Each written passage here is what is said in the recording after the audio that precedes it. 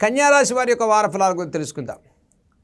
24 August 2025 ఆదివారం నుంచి 30 August 2025 శనివారం వరకు కన్యారాశి వారి యొక్క వార ఫలాలు మనం చూసుకున్నట్లయితే, ఈ రాశి వారికి జన్మరాశిలో కుజుడు, తృతీయంలో చంద్రుడు, షష్టమ రాహు, సప్తమ శనేశ్వరుడు, దశమ బృహస్పతి, ఏకాదశ బుధ శుక్రులు, ద్వాదశలో రవికేతుల యొక్క సంచారం. ప్రతి పనిలో శ్రమతో కూడుకున్న ఫలితాలు పెరిగేటువంటి వారంగా చెప్పుకోవచ్చు. కాబట్టి జన్మకుజుడు, సప్తమ శనేశ్వరుడు సంచారం వల్ల ప్రతి వ్యవహారంలో సానుకూల పరిస్థితులు కలుగుతాయి.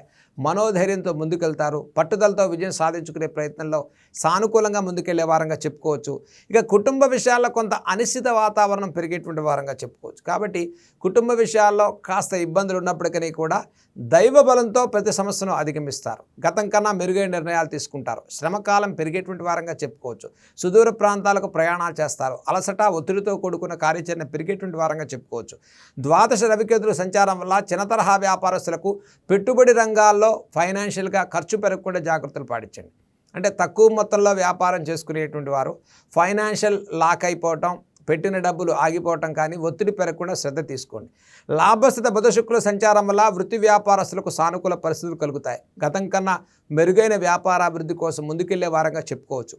దశమ స్థితిలో ఉండేటువంటి బృహస్పతి యొక్క సంచారం వల్ల దైవిక కార్యాచరణ, పుణ్యక్షేత్ర దర్శనాలు, కుటుంబంలో శుభమూలకమైనటువంటి ఖర్చు, శుభకార్యాచరణ చేసుకునేటువంటి వారంగా చెప్పుకోవచ్చు.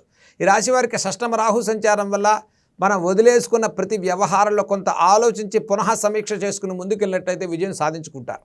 అంటే మనం వద్దు అనుకున్నటువంటి కొన్ని వ్యవహారాల్లో ఫైనాన్షియల్గా మనం పెట్టుకోలేం, ఇన్వెస్ట్మెంట్ చేయలేం, అది వద్దు మనం వదిలేద్దాం అనుకున్న విషయాల్లో కూడా కొంత మీరు ఆలోచించి అది మనకు సరిపోతుంది, మనం చేస్తే ఖచ్చితంగా ముందుకెళ్ళగలుగుతామనే విషయంలో కొంత ప్రణాళికతో ముందుకెళ్ళినట్లయితే దశమంలో బృహస్పతి యొక్క సంచారం వల్ల మీకు ఖచ్చిత మార్గం చేకూరుతుంది.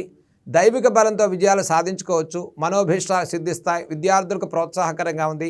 విదేశీ ఉద్యోగాలు, విదేశీ ప్రయత్నాల వారికి సానుకూల పరిస్థితులు కలుగుతాయి. ఈ రాశి వారికి సినీ కళారంగాల వారికి ప్రోత్సాహకరమైన వారంగా చెప్పుకోవచ్చు. ఐరన్, ఆయిల్, ఎక్స్పోర్టింగ్, ఇంపోర్టింగ్ లాంటి వ్యాపారస్తులకు ఆర్థికపరమైన ఒత్తిడి భారం కాస్త పెరిగేటువంటి వారంగా చెప్పుకోవచ్చు.